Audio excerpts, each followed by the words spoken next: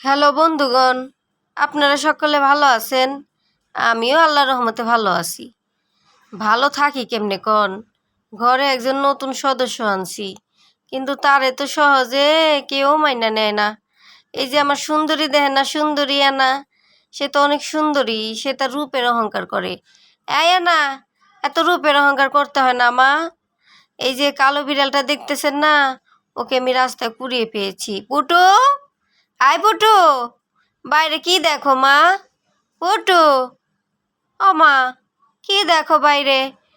মানুষ কতটা খারাপ হইলে এরকম করে? একটুক মাসুম বাচ্চা, বিড়ালটা মায়ের দুধ খায়, দুধের একটা বাচ্চা রাস্তায় ফালাই দিছে। তাও ফালাইছে একটা ভালো জায়গা, তারা ফেলে দিয়ে না, ওরা ফেলে দিছে কুকুরের মুখে। জানেন আমার এত খারাপ লাগছে। আমি ছোটবেলা থেকেই সবার মুখে শুনছি কালো বিড়াল নাকি অশুভ হয়। আমি এর জন্য কালো বিড়াল থেকে সবসময় দূরে থাকতাম ছোটবেলা থেকেই। কিন্তু ওরে দেখে আমার এত মায়া লাগছে, রোদের মধ্যে বিড়ালটারে ফেলে দিছে। আমি ওরে কোলে না নিয়ে আর পারলাম না। উমা গুমা, বিড়ালটা খুব লক্ষ্মী আর দুষ্টু।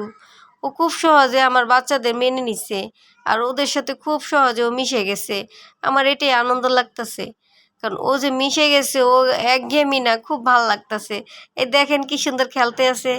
এই যে না, এই তো বড় বিড়াল। আমার ঘরে সুন্দরী আর মহারানী যদি কেউ থাকে, সে হচ্ছে তার সাথে ভালোই